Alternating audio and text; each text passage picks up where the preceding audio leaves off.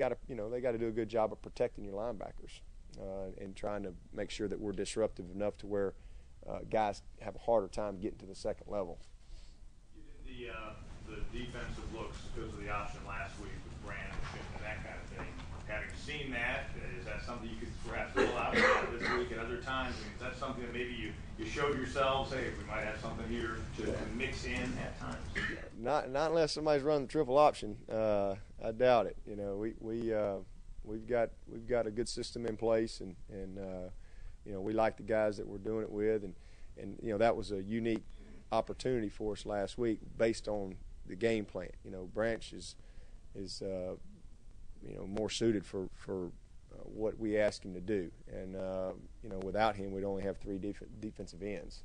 So you got to have 4 guys there, and we got 6 linebackers and 4 defensive ends, and that's how we'll go play. Boston College looks typically in this conference. What challenges about going to the Northeast, being a little bit more fish out of the water, that's more difficult as a road game than say other teams you play?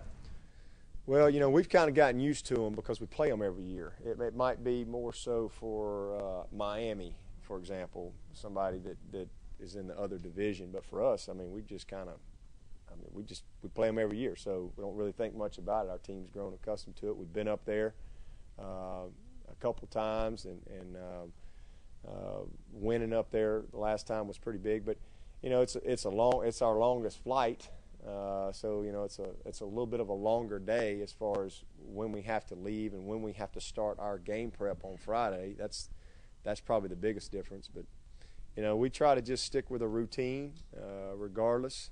The biggest difference is just distance and actual time that we travel. Most of our flights are pretty short, but that's about it. You and Kevin think can't get sweet tea up there, and the grits aren't usually very good in the morning. But other than that, that's probably about it. I know that you and Kevin hold Rashard Hall in pretty high regard, but Meeks right there next to him on the depth chart says, I guess, a lot about what he's doing. Oh yeah, Meeks is a blossoming player. He is really, he and Carlton Lewis, both those guys have really started to come on and give us some significant, reps. And Meeks, started the game and played great. Rashard Hall, obviously we think a lot of him. But that's probably one of the best things that I'm seeing defensively right now is we're starting to really build some competitive depth, and that's a great thing for accountability. That's a beautiful thing, and with that comes confidence. I'm seeing practice is better. It's been good. So seeing a guy like Meeks have the success that he's having, and his confidence just continues to rise because he's a very talented young player. Played as a true freshman last year, so. We have high expectations for him, and it's going to help us for next year too. When you're going to have obviously going to lose a few guys in the secondary. Typically, good teams getting back to going on the road, and particularly going to Boston, good teams usually are able to block out any of the distractions and go into any kind of environment and play their game, not needing to feed off of crowd, not you're irrelevant to the weather and all that kind of stuff. Is this team suited to do that kind of thing, and particularly given what you have to face on the road the next several weeks? Well, again, the one thing I've been proud of the team is regardless of where we've been or what the situation's been, they've come to play. Whether we've been down at Auburn or whatever's happened, they've battled to the last play every single game. And so that quality I really like. But just being able to finish on the road is what I'm looking for.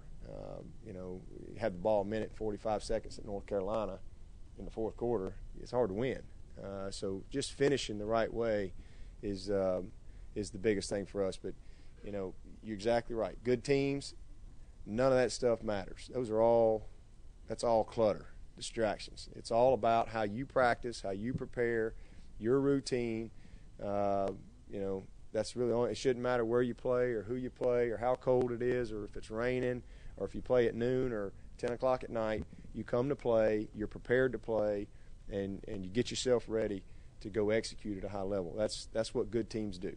And then they find a way to win. Hopefully we'll be that team this Saturday. Have you made any special preparations? Frankly, I haven't looked at the weather forecasts, but are you having to make any preparations for colder weather or No, precipitation? could care less what the weather is. Really, it doesn't matter. Hey, we played in the coldest game in the history of Clemson in Nashville in the bowl game, so it ain't gonna be that cold, I don't think. It's October. We've played in driving rainstorms, so no, it don't matter. We don't even worry about that stuff. I'll be honest with you, I don't even know what the forecast is up there. I have no idea. Beautiful, 55. It doesn't get any better than that.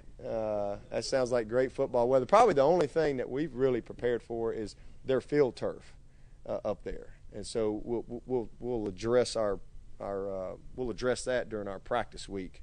Probably spend more time on our field turf. We practiced as a team on it last night. Offense will go today on it. Defense will go tomorrow on it, and just make sure we do all of our competitive work this week on the field turf, do all of our kicking on the field turf. That's probably the biggest thing from just, that standpoint. Are you going to play on the field turf? What's that? When's the last time you played on that surface?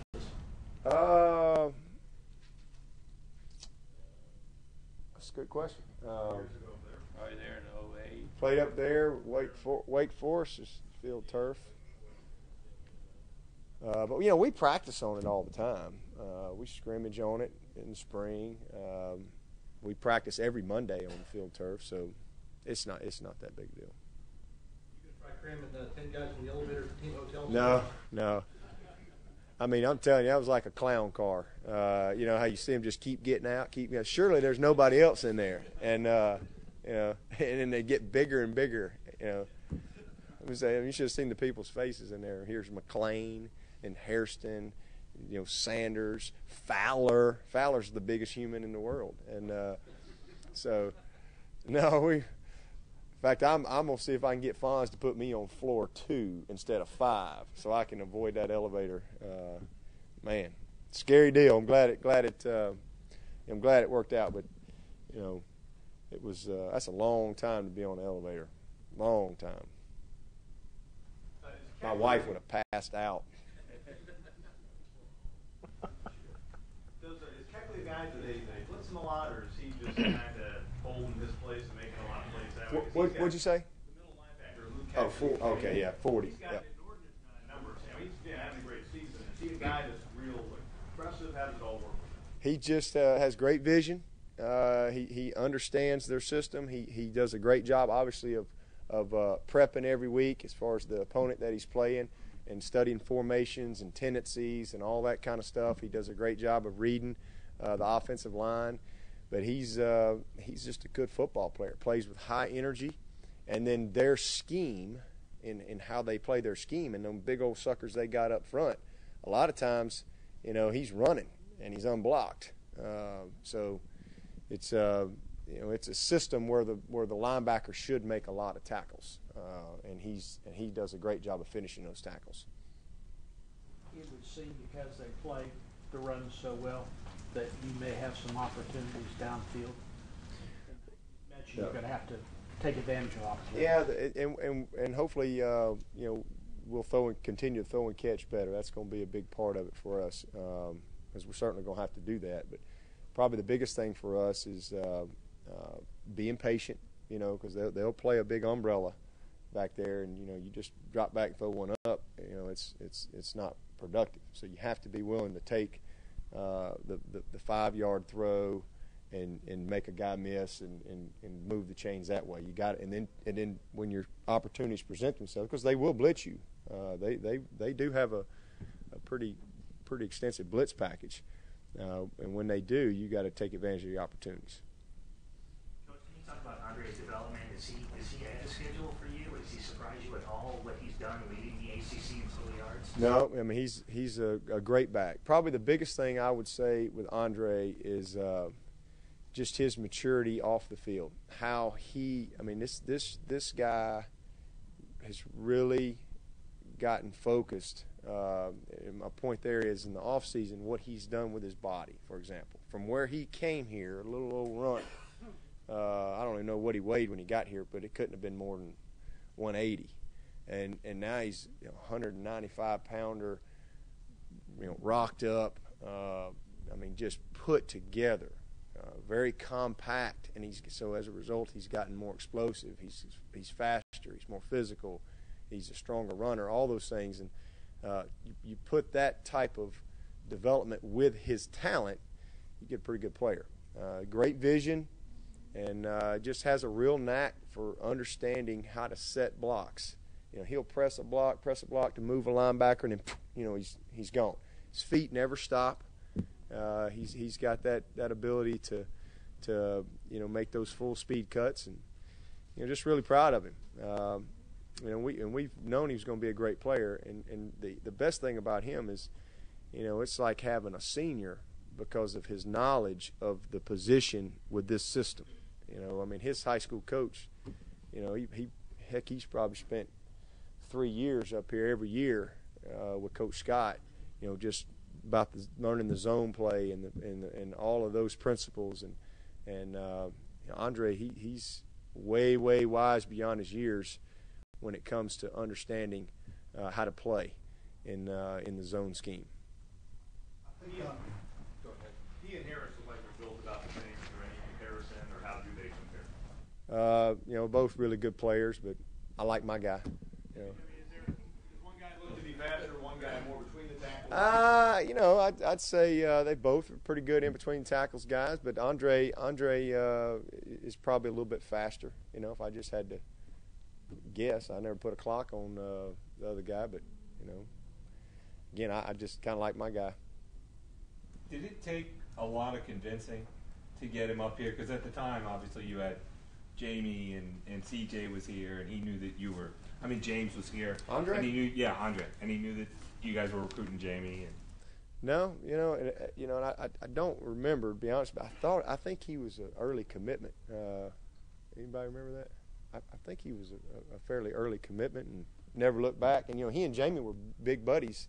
Jamie was a late commitment, down to the wire guy, but they were big buddies and played in the Under Armour game together and really hit it off. And I don't think so. I think he was fired up to come to Clemson. Never looked back. I think Andre only had about 10 carries or so going into the fourth quarter Saturday, and it worked out beautifully because he was fresh and really performed well down the stretch. Was that sort of the plan, or just that's how the rotation worked out? That's just how it worked out. A lot of it depends on what's happening, and we had some quick scores, a couple of quick short possessions, and but it was a great to finish the way we did. Yeah, but you mentioned winning up there 2 years ago. Have you allowed yourself at all this week, either watching film or prepping for the trip, to say, that was a pretty significant win, because maybe if that didn't happen, who knows what would be happening up here? Well, I thought about it when I don't know, is that trophy in here? I don't know that we got that trophy, and that was a pretty sweet. I'll never forget that moment. First of all, because of the seniors that we had on that team. What a great group of guys. James Davis and Aaron Kelly and Grisham, and just a special group of guys. And here's a group that loses their coach, right in the middle of a season. It's their senior year. I can put myself in that situation, and what a downer that is. And here these guys, just rallied together and really were great leaders for the young players on the team, and bought into what we were trying to do, and to see them win like they won up there that night was awesome. They played and had the lead, lost the lead, came back.